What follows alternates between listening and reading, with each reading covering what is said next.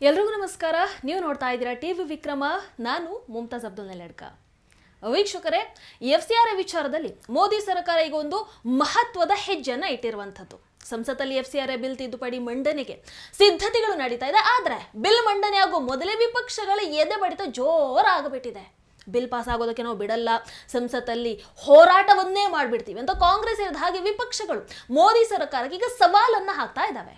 ಆ ಕಡೆ ಅಮಿತ್ ಶಾಜಿ ನೋಡಿದ್ರೆ ಅವರೇನು ಸುಮ್ಮನೆ ಕೂತಿಲ್ಲ. ವಿಪಕ್ಷಗಳ ವಿರೋಧ ಏನು, ಅಲ್ಪಸಂಖ್ಯಾತರ ಆತಂಕ ಏನು, ಅಮೆರಿಕದ ಆಕ್ಷೇಪ ಏನು, ಎಲ್ಲವನ್ನ ಕೂಡ ಗಮನದಲ್ಲಿಟ್ಕೊಂಡು ಮುಂದಿನ ಹೆಜ್ಜೆಯನ್ನು ಅವರು ಇಡ್ತಾ ಇದ್ದಾರೆ. ಹಾಗಾದ್ರೆ ಈ FCRA ಬಿಲ್ ಅಸಲಿಗೆ ಯಾರ ವಿರುದ್ಧ, ಯಾಕೆ ಕೆಲವರಿಗೆ ಈ ಬಿಲ್ ಬಗ್ಗೆ ಇಷ್ಟೊಂದು ಭಯ ಇದೆ?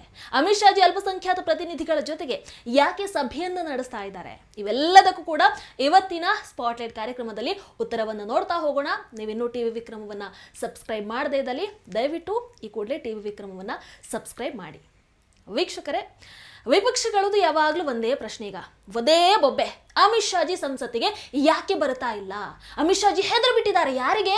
ರಾಹುಲ್ ಇಟಲಿಗೆ ಅಂತೆ. ರಾಹುಲ್ ಇಟಲಿಯ ಪ್ರಶ್ನೆಯನ್ನ ಫೇಸ್ ಮಾಡೋದಕ್ಕಾಗದೆ ಅಮಿತ್ ಶಾಜಿ ಬರ್ತಾ ಇಲ್ಲ, ಹಾಗೀಗೆ ಏನೇನೋ ಹೇಳ್ತಾ ಇದ್ದಾರೆ. ಅದಕ್ಕೆ ಕಿರಣ್ ರಿಜಿಜು ಮೊನ್ನೆ ಸರಿಯಾಗಿ ತಿರುಗೇಟನ್ನು ಕೂಡ ಕೊಟ್ಟರು. ಅಮಿತ್ ಶಾಜಿ ಪ್ರತಿದಿನ ಬೆಳಗ್ಗೆ ಬಂದ್ರೆ ರಾತ್ರಿನೇ ಹೋಗ್ತಾ ಇರುವಂಥದ್ದು, ಪ್ರತಿದಿನ ನೂರಾರು ಮೀಟಿಂಗ್ಗಳನ್ನು ನಡೆಸ್ತಾ ಇದ್ದಾರೆ.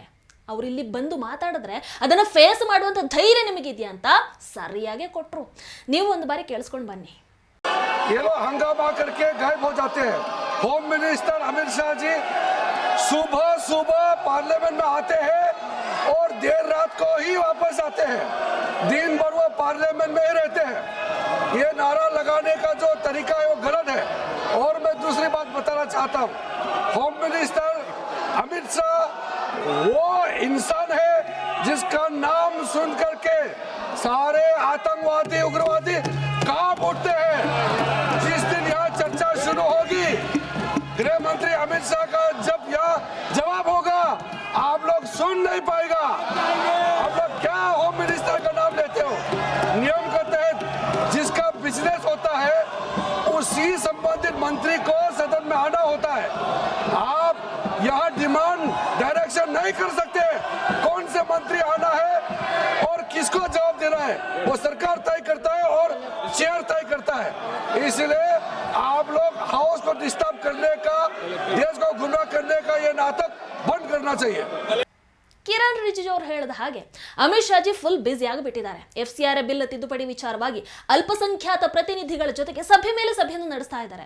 ಅಲ್ಲಿ ಅದರ ಸಂಪೂರ್ಣ ಚರ್ಚೆ, ವಾದ ಪ್ರತಿವಾದ, ವಿರೋಧ ಇವೆಲ್ಲವೂ ಸೇರಿದ ಹಾಗೆ ಆ ವಿಚಾರದ ಬಗ್ಗೆ ಮಾತುಕತೆಗಳು ನಡೀತಾ ಇದೆ. ಮುಂದೆ ಏನು ಮಾಡಬೇಕು, ಸ್ಮೂತ್ ಆಗಿ ಇದನ್ನ ಹೆಂಗ್ ಪಾಸ್ ಮಾಡಬೇಕು ಅನ್ನೋದ್ರ ಬಗ್ಗೆ ತಂತ್ರಗಾರಿಕೆಯನ್ನು ಕೂಡ ಅಮಿತ್ ಶಾಜಿ ರೂಪಿಸ್ತಾ ಇದ್ದಾರೆ.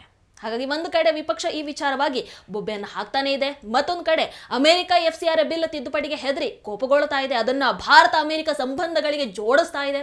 ಮತ್ತೊಂದು ಕಡೆ ಮೋದಿ ಸರ್ಕಾರ ತನ್ನ ಆಟವನ್ನ ಆಡ್ತಾ ಇದೆ.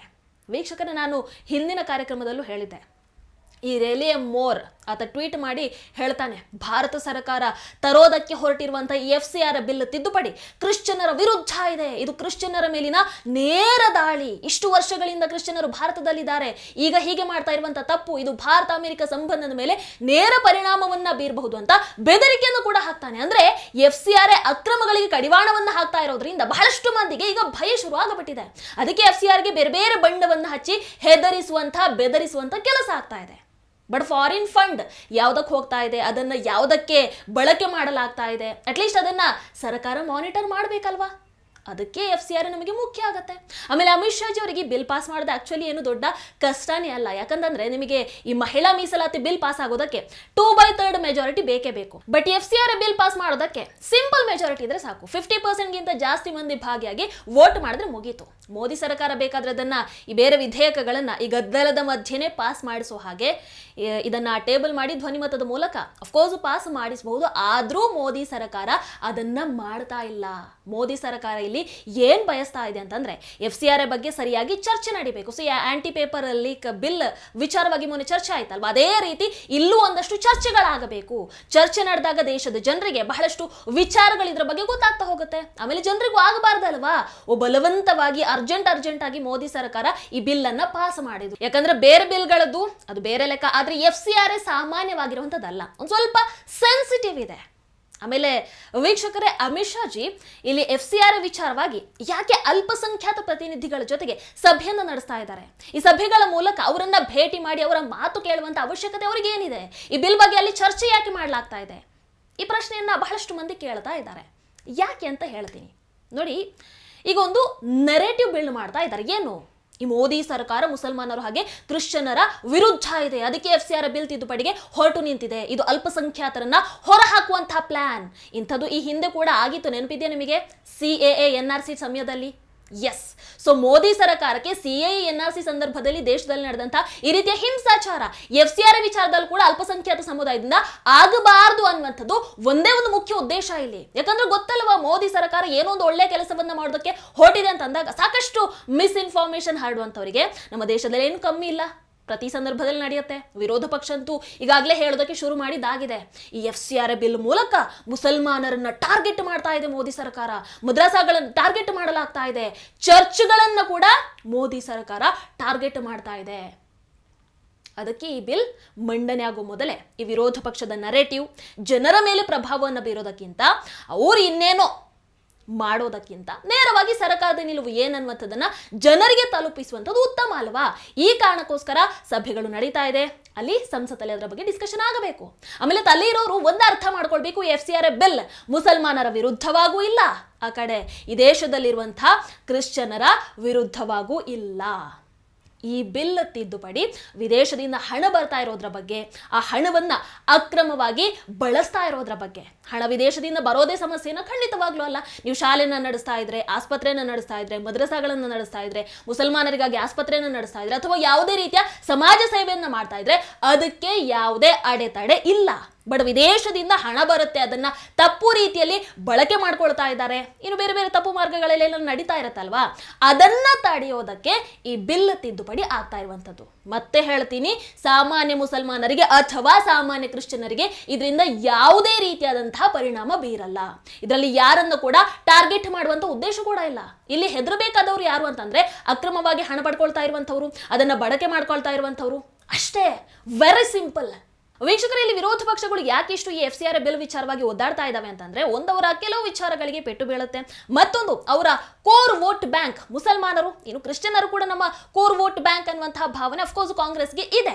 ಸೊ ಅವರನ್ನ ಇನ್ನಷ್ಟು ಮೋದಿ ಸರ್ಕಾರದ ವಿರುದ್ಧ ಎತ್ತಿ ಕಟ್ಟಿ ಇನ್ನಷ್ಟು ತಮ್ಮ ಕಡೆಗೆ ಸ್ಟ್ರಾಂಗ್ ಮಾಡ್ಕೊಳ್ಳುವಂಥದ್ದು ಕೂಡ ಅವರ ಪ್ಲಾನ್ ಇದೆ. ಅದಕ್ಕೆ ಮುಸಲ್ಮಾನರನ್ನ ಹಿಡ್ಕೊಂಡು ಹೋಗಿ ಅವರು ಹಿಂದೂಗಳಾಗಿ ಮಾಡಿಬಿಡ್ತಾರೆ, ಕ್ರಿಶ್ಚಿಯನ್ನರ ಚರ್ಚ್ಗಳನ್ನ ಇವರು ಧ್ವಂಸ ಮಾಡಿಬಿಡ್ತಾರೆ, ಮಸೀದಿ ಧ್ವಂಸ ಮಾಡ್ತಾರೆ, ಹೀಗೆ ಏನೇನೋ ನರೇಟಿವ್ ಅನ್ನ ಬಿಲ್ಡ್ ಮಾಡ್ತಾ ಇರುವಂಥದ್ದು. ಹಾಗಾಗಿ ಅಂತಹ ನರೇಟಿವ್ಗಳನ್ನ ಸಂಪೂರ್ಣವಾಗಿ ಧ್ವಂಸ ಮಾಡೋ ಉದ್ದೇಶದಿಂದಾನೇ ಈ ಬಾರಿ ಸರ್ಕಾರ ಒಂದು ಸ್ವಲ್ಪ ಹೆಚ್ಚು ಎಚ್ಚರಿಕೆಯಿಂದ ಹೆಜ್ಜೆಯನ್ನ ಇಡ್ತಾ ಇದೆ, ಯಾವುದೇ ಆತುರಕ್ಕೆ ಬೀಳ್ತಾ ಇಲ್ಲ. ಸೊ ಎಲ್ಲರೂ ಅರ್ಥ ಮಾಡ್ಕೊಳ್ಬೇಕು, FCRA ಬಿಲ್ಲಿಂದ NGOಗಳು ಕೂಡ ಬಂದಾಗಲ್ಲ, ಫಂಡಿಂಗ್ ಕೂಡ ನಿಲ್ತಾ ಇಲ್ಲ. ಸರ್ಕಾರ ಮಾಡ್ತಾ ಇರುವಂಥದ್ದು ಏನು ಅಂತಂದ್ರೆ ಎಲ್ಲದರ ಲೆಕ್ಕವನ್ನ ಇಡ್ತಾ ಇದೆ. ಹಣ ಎಲ್ಲಿಂದ ಬರ್ತಾ ಇದೆ, ಎಲ್ಲಿಗೆ ಹೋಗ್ತಾ ಇದೆ, ಹೇಗೆ ಬಳಕೆ ಆಗ್ತಾ ಇದೆ, ಅದರ ಸಂಪೂರ್ಣ ಲೆಕ್ಕವನ್ನ ಇನ್ನು ಮುಂದೆ ಇಡಲಾಗುತ್ತೆ ಅಷ್ಟೇ. ಎಲ್ಲೂ ಫಂಡ್ ಬಂದಾಗ್ತಾ ಇಲ್ಲ, ಯಾವುದೇ NGO ಕೂಡ ಬಂದಾಗ್ತಾ ಇಲ್ಲ. ತಪ್ಪು ಮಾಡ್ತಾ ಇರುವಂಥವ್ರು, ಅಕ್ರಮವಾಗಿ ಕೆಲಸ ಮಾಡ್ತಾ ಇರುವಂಥವ್ರು, ವಂಚನೆ ಎಸಗ್ತಾ ಇರುವಂಥವ್ರು, ಕಾನೂನು ಬಾಹಿರ ಕೆಲಸಗಳನ್ನ ಮಾಡ್ತಾ ಇರುವಂಥವ್ರು, ಇವರ ಮೇಲೆ ಮಾತ್ರ ಇನ್ನು ಮುಂದೆ ನಿಗಾ ಇರತ್ತೆ ಈ ಮೂಲಕ. ಹಾಗಿದ ಮೇಲೆ ಭಯ ಯಾಕೆ? ಈಗ ಈ CAA ಜಾರಿಗೆ ಬಂದು ಎಷ್ಟು 3-4 ವರ್ಷಗಳಾಯ್ತಾ? ಯಾರಿಗಾದ್ರೂ ಏನಾದ್ರೂ ಸಮಸ್ಯೆ ಆಯ್ತಾ? ಏನೂ ಆಗಿಲ್ಲ. ಸೇಮ್ FCRA ಜಾರಿಗೆ ಬಂದ್ರು ಯಾರಿಗೂ ಏನು ಆಗಲ್ಲ. ಕಾಂಗ್ರೆಸ್ ಕೆಲಸ ಏನಿಲ್ಲಿ, ಈ ದೇಶದಲ್ಲಿ ಮುಸಲ್ಮಾನರನ್ನ 60ರಿಂದ 70 ವರ್ಷಗಳ ಕಾಲ ಅವ್ರು ಹೆದರಿಸ್ತಾನೆ ಬಂದ್ರು, ನಮಗೆ ಮತವನ್ನ ಹಾಕದಿದ್ರೆ ನಿಮ್ಮ ಪರಿಸ್ಥಿತಿ ಹಂಗಾಗ್ಬಿಡುತ್ತೆ, ಹಿಂಗಾಗ್ಬಿಡುತ್ತೆ ಅಂದ್ರೆ ಭಯವನ್ನ ಹುಟ್ಟಿಸುವಂಥದ್ದು. ಆದ್ರೆ ಆಗಿದ್ದೇನು ಏನೂ ಇಲ್ಲ. ಅಟಲ್ ಬಿಹಾರಿ ವಾಜಪೇಯಿ ಅವರ ಸರ್ಕಾರ ಇತ್ತು, ಏನಾದ್ರೂ ಆಯ್ತಾ? ಇಲ್ಲ. ಈಗ ಮೋದಿ ಅವರ ಸರ್ಕಾರ ಇದೆ, ಏನಾದ್ರೂ ಆಯ್ತಾ? ಮುಸಲ್ಮಾನರಿಗೆ ಏನಾದ್ರೂ ಸಮಸ್ಯೆ ಆಗಿದ್ಯಾ? ಇಲ್ಲ. ಮುಸಲ್ಮಾನರಿಗೂ ಏನು ಆಗಿಲ್ಲ, ಕ್ರಿಶ್ಚಿಯನ್ನರಿಗೂ ಏನು ಆಗಿಲ್ಲ, ಏನು ಆಗಲ್ಲ, ಯಾರಿಗೂ ಏನು ಮಾಡೋಕ್ಕೂ ಆಗಲ್ಲ. ಇದೇ ವಾಸ್ತವ, ಇದೇ ಸತ್ಯ. ವೀಕ್ಷಕರೇ, ಕೊನೆಗೆ ಒಂದು ಮಾತು ಸ್ಪಷ್ಟವಾಗಿ ಪ್ರತಿಯೊಬ್ಬರು ಕೂಡ ಅರ್ಥ ಮಾಡ್ಕೊಳ್ಬೇಕು, FCRA ಯಾರ ಮತದ ವಿರುದ್ಧನೂ ಇಲ್ಲ, ಯಾವುದೇ ಸಮುದಾಯದ ವಿರುದ್ಧ ಕೂಡ ಇಲ್ಲ. ವಿದೇಶದಿಂದ ಹಣ ಬರಬಾರದು ಅಂತ ಸರ್ಕಾರ ಇಲ್ಲಿ ಹೇಳ್ತಾ ಇಲ್ಲ. ಆದ್ರೆ ಹಣ ಎಲ್ಲಿಂದ ಬಂತು, ಯಾರಿಂದ ಬಂತು, ಎಲ್ಲಿಗೆ ಹೋಯ್ತು, ಯಾಕೆ ಬಳಕೆ ಆಯಿತು, ಯಾವುದಕ್ಕೆ ಬಳಕೆ ಆಯಿತು, ಇದರ ಲೆಕ್ಕ ಇರಬೇಕನ್ನುವಂಥದ್ದು ಸರ್ಕಾರದ ನಿಲುವು. ಲೆಕ್ಕ ಸರಿ ಆಗಿದ್ರೆ, ಕಾನೂನನ್ನು ನೀವು ಪಾಲನೆ ಮಾಡ್ತಾ ಇದ್ರೆ ಭಯ ಪಡುವಂಥ ಅವಶ್ಯಕತೆ ಯಾರಿಗೂ ಇಲ್ಲ ಅಲ್ವಾ? ಹಂಗಿದ ಮೇಲೆ ಭಯ ಯಾರಿಗೆ? ಸಮುದಾಯಗಳಿಗೂ ಇಲ್ಲ, ಮತಗಳಿಗೂ ಇಲ್ಲ, ಅಕ್ರಮವಾಗಿ ಹಣದ ಆಟವನ್ನ ಆಡ್ತಾ ಇರೋರಿಗೆ ಮಾತ್ರ. ಸೊ FCRA ಬಿಲ್ನ ನಿಜವಾದ ಗುರಿ ಬಿಲ್ ಸಂಸತ್ತಿಗೆ ಬಂದಾಗ, ಅಲ್ಲಿ ಚರ್ಚೆ ನಡೆದಾಗ ಸತ್ಯ ಯಾರ ಪರ ಇದೆ ಅನ್ನುವಂಥದ್ದು ದೇಶದ ಜನರಿಗೆ ಸ್ಪಷ್ಟವಾಗಿ ಅರ್ಥ ಆಗುತ್ತೆ. ಅಲ್ಲಿವರೆಗೂ ಕಾದು ನೋಡೋಣ. ಇದರ ಬಗ್ಗೆ ನಿಮ್ಮ ಅನಿಸಿಕೆಯನ್ನು ದಯವಿಟ್ಟು ಕಮೆಂಟ್ ಮಾಡಿ ತಿಳಿಸಿ. ನೋಡ್ತಾ ಇರಿ TV ವಿಕ್ರಮ, ದೇಶ ನಿಮ್ಮ ಕೈಯಲ್ಲಿ, ಅಂದರೆ ನಮ್ಮೆಲ್ಲರ ಕೈಯಲ್ಲಿ. ನಮಸ್ಕಾರ. TV ವಿಕ್ರಮ, ದೇಶ ನಿಮ್ಮ ಕೈಯಲ್ಲಿ. ಈ ಕಾರ್ಯಕ್ರಮ ನಿಮಗೆ ಇಷ್ಟ ಆಗಿದ್ದಲ್ಲಿ ಲೈಕ್, ಶೇರ್ ಹಾಗೂ ಕಮೆಂಟ್ ಮಾಡಿ. ಟಿವಿ ವಿಕ್ರಮದ ಕಾರ್ಯಕ್ರಮಗಳನ್ನು ನಿರಂತರವಾಗಿ ವೀಕ್ಷಿಸಲು ಸಬ್ಸ್ಕ್ರೈಬ್ ಮಾಡಿ, ಬೆಲ್ ಐಕನ್ ಒತ್ತಿ.